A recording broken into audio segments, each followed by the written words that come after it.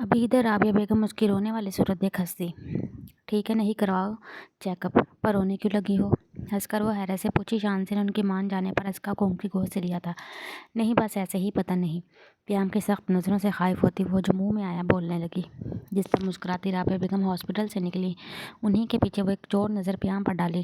ایک عجیب سا خوف محسوس ہوا تو اسے پیام مرتضیٰ کا غصے سے سرخ ہوتا چہرہ دیکھ۔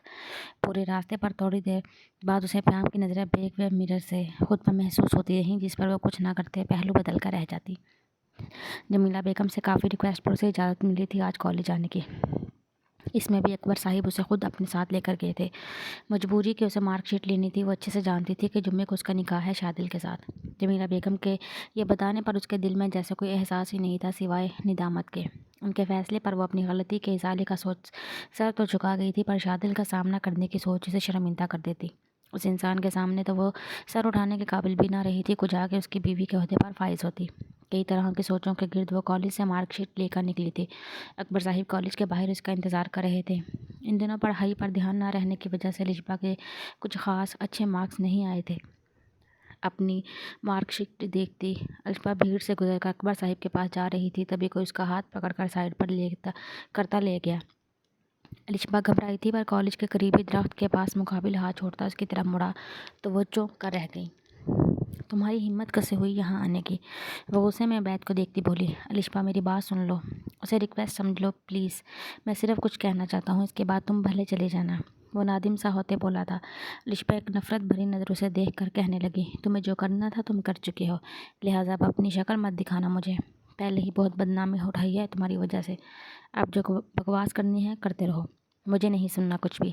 اسے جھڑک کر وہ جانے لگی، تبھی عبید جلدی سے اس کے سامنے آیا۔ الشبا پلیز یار معاف کر دو مجھے، آئی سویئر میں بہت شرمندہ ہوں، بس ایک بار کہہ دو کہ معاف کر دیا تم نے، پھر میں خود ہی چلا جاؤں گا۔ پشیمانی سے کہتے عبید کی آنکھوں میں نمی جھلکی۔ دوسری جانب ساحل سمندر سے واپسی پر اب شادل کی کار کا رخ آفس کی طرف تھا۔ راستہ الشبا کے کالج سے ہوتا اس نے کار روکی تھی۔ درخت کے پاس کھڑی الشبا کو عبید کے ساتھ دیکھ کر شادل بے یقین ہوا۔ کیا وہ لڑکی اس قدر بے وقوف تھی کہ عبید سے دھوکہ کھانے پر بھی نہیں سدھری؟ وہ اپنا مقام پہلے ہی گرا چکی تھی شادل مرتضیٰ کی نظروں سے، پر آج شادل کو شدید نفرت محسوس ہوئی اس لڑکی سے۔ یقیناً وہ کبھی نہ سدھرنے والی تھی۔ نہیں کروں گی تمہیں معاف، کبھی نہیں، سن لیا؟ اب جان بخش تو میری، اسے جھاڑ پلا کر کہتی الشبا وہاں سے گئی تھی۔ پھر اس سے پہلے کہ عبید پھر اس کو روکتا، وہ جلدی سے اکبر صاحب کے پاس پہنچ گئی۔ رات کو پیام کھانا بھی نہیں کھایا تھا۔ شانزی کا دل نہیں چاہا روم میں جانے کا، اسے پتہ نہیں لیکن بہت ڈر لگ رہا تھا پیام سے۔ اسکا کو سلا کر وہ شادل کے کمرے میں سلائی تھی۔ پھر سب کے روم میں جانے کے بعد ہمت کرتے خود بھی لاؤن سے اٹھتی اوپر گئی۔ کمرے میں داخل ہوئی تو پیام کی نظر گیٹ پر ہی پا کر گھبرائی، پھر خود کو لاپرواہ ظاہر کرنے کی کوشش کی وہ وارڈروب کی جانب جانے لگی، پر تبھی پیچھے سے کمر پر مضبوط بازو کی گرفت محسوس کی بوکھلائی۔ ابھی کچھ سمجھتی کہ پیام جھٹکے سے اسے دیوار سے لگایا، کچھ یوں کہ شانزی کا چہرہ دیوار پر لگا۔ پیام کا بھاری ہاتھ اپنی گردن پر لگتے ہی وہ مچلی تھی، پر تبھی ہاتھ کی گرفت سخت کیا تھا۔ اتنا بھروسہ دکھانے کے لیے تھینکس۔ شانزی کے کان میں سرگوشی کرتے پیام کا اشارہ ہاسپٹل والی بات پر تھا۔ اس کی سانسیں جب شانزی کی گردن کو محسوس ہوئی تو کوشش کے باوجود وہ رونے لگی۔ میں صرف کنفرم شانزی کی بات کاٹ کر کہتا وہ اس کی گردن پر گرفت پل پل بڑھا رہا تھا۔ شانزی کا دم گھٹنے لگا، تبھی پیام کی درشت آواز ابھری، مجھ سے محبت کرتی ہو؟ یہ سوال پوچھتے ہی وہ شانزی کا رخ جھٹکے سے موڑا، ساتھ اس کی تھوڑی دبوچی آنسو روانی سے شانزی کے گال پر پھسنے لگے تھے۔ پیام کا ہاتھ تھوڑی سی ہٹانے کی کوشش کرتی وہ دبی آواز میں بولی، پیام مجھے درد ہو رہا ہے تھوڑی، پر گرفت سخت ہونے کے باعث اسے بولا نہیں جا رہا تھا۔ اپنے جبڑے شانزی کو ٹوٹتے محسوس ہوئے۔ مجھ سے محبت کرتی ہو؟ اس کے خوبصورت چہرے سے اپنا وجیہہ چہرہ کرتے پیام اب تیز آواز میں پوچھا تھا، پلیز چھوڑ دو پیام، میں نے پوچھا مجھ سے محبت کرتی ہو؟ تھوڑے سے ہٹاتے شانزی کے ہاتھ کو اپنی گرفت میں لیتا پیام جیسے ضد پر اڑا تھا جواب سننے کے لیے، تبھی شانزی دبی آواز میں چیخی، مجھے نہیں معلوم۔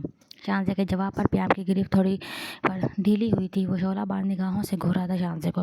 گرفت ڈھیلی ہونے پر شانزی سے دھکا دے کر ڈریسنگ روم کی جانب بھاگی، مگر پیام اس کا بازو دبوچے سامنے لا کر شانزی کو جھٹکتے کے انداز میں چھوڑا تھا۔ بامشکل خود کو گرنے سے بچائے وہ ابھی سیدھی ہوئی تھی کہ پیام کو خود کے نزدیک پا کر لڑکھڑاتے ہوئے پیچھے بیڈ پر گری۔ پیام مجھے سمجھنے کی کوشش کرو، میں کیسی وہ رپورٹ پلیز۔ پیام کی آنکھوں میں اترتا خون دیکھ وہ اپنی بات اسے بتا نہیں پا رہی تھی۔ لرز کر بے بسی سے روتی شانزی اور بھی کچھ بولتی کہ اس کے کندھے کو اپنے بھاری ہاتھ سے جکڑ کر پیام کھینچا تھا اپنی جانب۔ ساتھ ہی شانزی کے کپ کپاتے ہونٹوں پر اپنے لب رکھ کر اسے خاموش کرا گیا۔ وہ تڑپ ہی تو گئی تھی پیام کا سخت لمس پر، دل کی دھڑکن جیسے بند ہونے کو تھی، تبھی اسے چہرہ دور کرتے پیام دھکا دیا تھا شانزی کو بیڈ پر۔ تم نے اچھا نہیں کیا شانزی مرتضیٰ، پیام مرتضیٰ پر بھروسہ نہ کر کے تم اپنے لیے ہی گڑھا کھودی ہو، بہت بخش دیا تمہیں اب نہیں۔ شانزی کو پیچھے ہوتے دیکھ وہ اس پر جھکتا بولا، لہجہ انگارے برسا رہا تھا۔ شانزی بے ساختہ نفی میں سر ہلائی تھی۔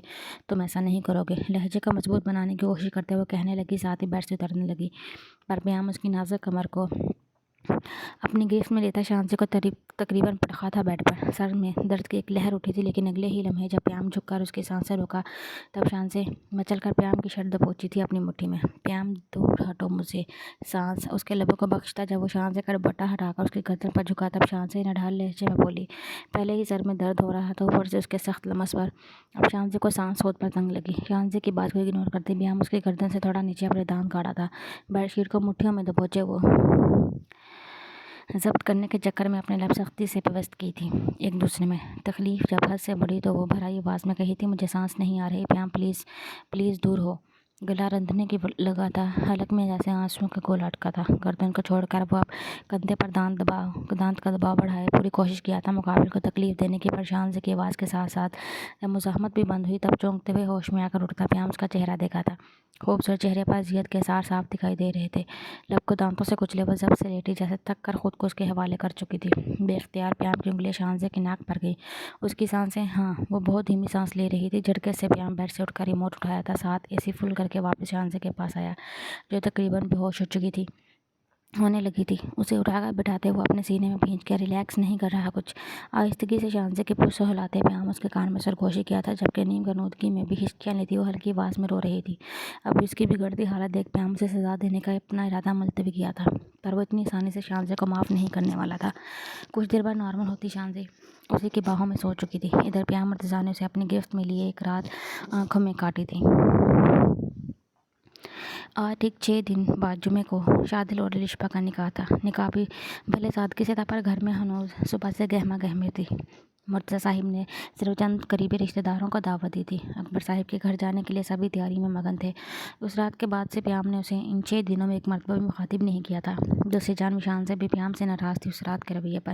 ڈریسنگ کے سامنے اپنی تیاری کو آخری ٹچ دیتی وہ مڑنے لگی تھی کہ پیچھے سے اگر پیام اسے کندھوں سے تھاما۔ شانزی کی نظریں یوں ہی اٹھی پر ساکت رہ گئی۔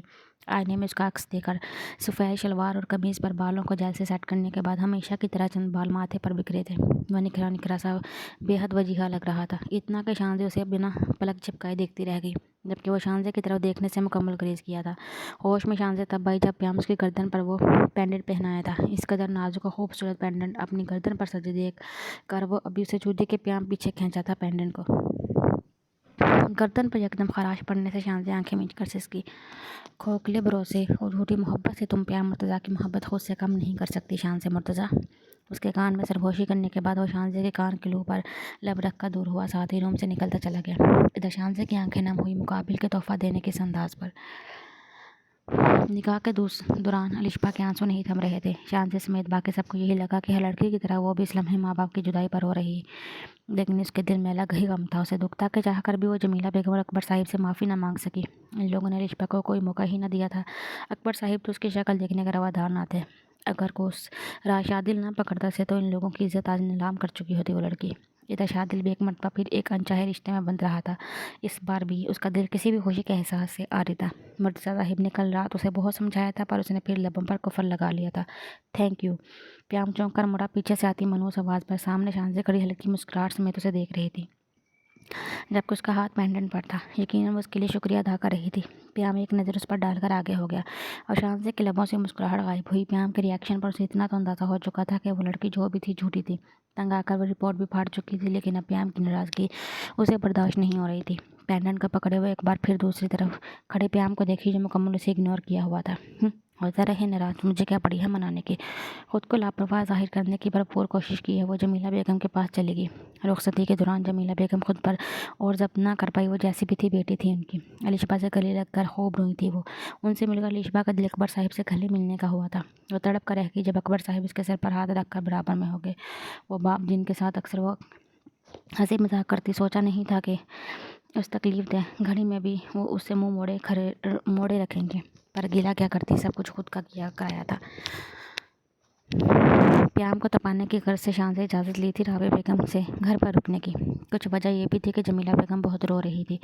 राबे बेगम ने खुशी से इजाज़त दे दी। अजका को उसने अपने पास ही रख लिया था। प्याम का खून तो बहुत खोला था शानजे की सरकत पर, लेकिन उसे क्यों दिखाता। तभी इस बात पर कोई एक्शन ना देते वह सभी के साथ मुर्तज़ा हाउस के लिए रवाना हो गया। लड़कियों से कुछ देर पहले ही रूम में बिठा कर गई थी। शानजे के ना होने पर वो थोड़ा घबराई थी, लेकिन राबे बेगम और तहरीम का रवैया अपने साथ अच्छा देख थोड़ा बेहतर महसूस हुआ था उसे। कमरे में बैठे जब उसे काफ़ी देर हुई तो अलिशबा ने घूंघट उठाकर आसपास नजर दौड़ाई। रात के 2:30 बज चुके थे। शादिल अब तक रूम में नहीं आया था। भारी लहंगे और ज्वेलरी में इसका दम घुटने लगा था। तभी घूंघट मुकम्मल नीचे करती वो बेड से उतरी, फिर ड्रेसिंग टेबल के सामने खड़ी होती जल्दी जल्दी ज्वेलरी उतारने लगी। सजे हुए हिनाई हाथों से चूड़ियाँ उतारने के बाद उसने भारी दुपट्टे की पिंस निकालनी शुरू कर दी। तभी क्लिक की आवाज़ के साथ गेट खुला। अलिशबा का खून सूखा था। पिंस खोलता हाथ रुका, जबकि गुनहरी पल के लम्हों के अंदर नीचे होते काजल से लबरेज खूबसूरत आंखों को छुपा गई। शादिल बिना एक नज़र उस पर डाले गेट बंद करके अलिशबा के पीछे से गुजरता वार्डरोब की तरफ बढ़ गया। उसे खुद को इग्नोर करता देख अलिशबा की थोड़ी जान में जान आई। तभी हाथ तेजी से चलाते वो हर तरफ लगी पिंक खोलने लगी। इधर शादिल चेंज करने के लिए वार्डरोब से कपड़े लेकर ड्रेसिंग रूम में गया। चंद एक पिन जब रही तो अलिशबा के हाथ दुखने लगे। क्या मसला है? कंधे पर लगी पिन उसे खुलने के नहीं दे रही थी, जिससे झुंझलाकर वो आवाज़ बढ़ाई, पर तभी उसे चुपकी महसूस हुई जब नज़र शादिल पर पड़ी। दूसरी जानिब शादिल जो ड्रेसिंग रूम से निकलकर बेड की तरफ जा रहा था, उसकी झुंझलाहट भरी आवाज़ सुनकर अलिशबा की तरफ नजर उठाया। उसे दुपट्टे मुलझे देख शादिल ने निगाह फेरी, फिर गहरी सांस भरता उसकी तरफ बढ़ा। शादिल को अपनी जानिब आता देख अलिशबा घबराते हुए जल्दी से पिन निकालने की कोशिश करने लगी, पर उसकी सांस अटकी जब शादिल अपना भारी हाथ उसके कंधे पर रखे गए हाथ पर रखा था। वो बुखलाकर पलटी साथ ही पीछे गई। मैं कर लूँगी, ये वो हो जाएगा। वो जो हिकलाकर बोलते हुए मुसलसल कंधे पर लगी पिन निकालने की कोशिश कर रही थी। अचानक पिन उंगली पर चुभने से सिसकी। उसे उंगली पकड़कर लब दबाते देख शादिल खामोशी से उसके करीब हुआ, साथ ही अलिशबा के कंधे पर दुपट्टे से अटैच पिन को आहिस्तगी से निकालने लगा। उंगली में होती तकलीफ भूले अलिशबा सांस रोक कर रह गई, जबकि पिन ना निकलने का भाई शादिल झुका था इस पर, और अलिशबा झटका खाई जब वह दांतों से पिन निकालने लगा। उसका चेहरा पल में लाल टमाटर हुआ था। मुकाबिल की ये जसारत देख अपना दमदमाता हुआ चेहरा मोड़े हुए सख्ती से आंखें मीच की। दांत से पिन निकालने के चक्कर में शादिल के लब उसके कंधे से मिस हो रहे थे। अलिशबा के दिल की धड़कन हद से सवा होने लगी। दांतों से लब कुचलते वो हंसी हुई शादिल की झुलसाती न सांस से गर्दन पर पड़ने से तभी पिन निकलने पर शादिल उससे दूर हुआ। जिस बार अलिशबा सर झुकाए जल्दी से ड्रेसिंग रूम की तरफ जाने लगी, मगर शादिल ने उसका नाजुक बाजू अपनी गिरफ्त में लिया। अलिशबा बेबसी से एक ही जगह खड़ी रह गई। मुकाबिल की मजबूत गिरफ्त से अपना बाजू छुड़ाने की हिम्मत नहीं थी उसमें। हाँ, पर दिल की धड़कनें ज़रूर तेज़ हुई थी। जब कुछ देर बाद शादिल की भारी आवाज़ उभरी। बताने की ज़रूरत तो नहीं होगी, तुम अच्छे से जानती हो कि ये एक अनचाहा रिश्ता है जिस पर हम दोनों ही राज़ी नहीं थे। अब कोशिश करना कि मेरी बेटी से दूर रहो, क्योंकि मैं अपनी बेटी पर किसी भी तरह का बुरा असर नहीं पड़ने देना चाहूँगा। उम्मीद है मेरी बात बहुत तरीके से समझ जा चुकी होगी। और जैसे आराम से उसके कानों में पिघला हुआ शीशा डेल रहा था। अपने अल्फाजों से सर झुकाए अलिशबा जैसे सुनसी हो चुकी थी। शादिल मुर्तज़ा के जुमलों के ज़ेरे असर लफ्ज़ बुरे असर पर दिल में अचानक दर्द की टीसें उठी थी। आंसू छलकने को बेताब हुए आंखों से। तभी उसके बाजू पर ग्रिप ढीली करता शादिल हाथ नीचे किया था, अपना साथ ही बेड पर हट जा लेटा। उसके लेटने के बाद जब्त के चक्करों में लबों को दांतों में दबा दी अलिशबा लहंगा संभालती ड्रेसिंग रूम में गई थी। दरवाज़ा बंद करते ही वो पपक कर रो दी। शादिल के लफ्ज़ों को सुनकर उसे अपने आप से घिनसी आने लगी। क्या वो इतनी बुरी थी कि मुकाबिल उसे अपनी बेटी से दूर रहने की ताकीद कर रहा था? हाँ, शायद वो बहुत बुरी थी, तभी उसके बाप ने अब तक उसे माफ़ नहीं किया था। पर वो क्या करती? इतना तो पछतावा हो रहा था अपने किए पर। उसे कैसे बताती इन लोगों को कि वो पशेमान है अपनी गलती पर? लेकिन कौन करता उसका भरोसा? वो तोड़ जो चुकी थी इन लोगों का भरोसा। अपनी आवाज़ दबाने के चक्कर में वो मुंह पर हाथ सख्ती से रखे फूट कर रोने लगी थी। न जाने इस गलती की माफ़ी से कब मिलती या मिलती भी कि नहीं, ये वो नहीं जानती थी, पर इतना ज़रूर जानती थी कि इस इंसान के सामने उसका मुकाम एक नहायत ख़राब लड़की का बन चुका था, और वह मुकाम हटाना अलिशबा अकबर के बस में ना था। صبح شانزیہ واپس آ چکی تھی، پر پیام نے اسے ذرا لفٹ نہ کرایا۔ رات بھر وہ کس قدر بے چین ہوا تھا، بھلے ناراض تھا، وہ اس سے پر عادت ہو گئی تھی رات کو سونے سے پہلے ایک مرتبہ اس پری وش کو جی بھر کر دیکھنے کی۔ پورے دن شانزیہ کو جی بے کل کرتا رہا اس کا بیگانہ رویہ، لیکن وہ یوں ظاہر کرتی جیسے فرق ہی نہ پڑ رہا ہو۔ ولیمے کی تیاری کرتے کرتے شام ہو چکی تھی، سب بینکوٹ میں جانے کے لیے نکلنے لگے۔ الشبا، تحریم اور شانزیہ کو پارلر سے لینے کی ذمہ داری پیام کی تھی۔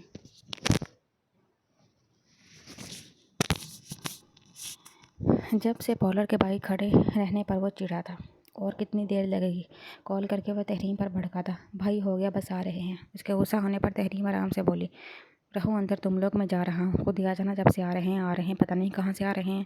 تب کر بڑبڑاتے وہ کال کٹ کرتا کار پر بیٹھنے لگا۔ ارادہ واپس جانے کا تھا، تبھی پارلر کا گیٹ کھلا تھا اور پیام مرتضیٰ کی نظریں جھٹنی تو پلٹنے سے انکاری ہوئیں۔ رائل بلو کلر کی ساڑی پہنے، چادر کو سر سے لے کر نیچے تک اپنے گرد لپیٹے، مہارت سے کیے گئے میک اپ پر شانزیہ مرتضیٰ اس کا دل دھڑکا گئی، لیکن وہ پیام کی طرف متوجہ نہ تھی۔ الشبا کو ایک طرف سے سنبھالے سیڑھیاں اترتی وہ تحریم سے کوئی بات کر رہی تھی، جو الشبا کو دوسری طرف سے پکڑی تھی۔ اس سے پہلے شانزیہ نے کہا پیام کی طرف کرتی وہ اپنی نظریں پھیر گیا۔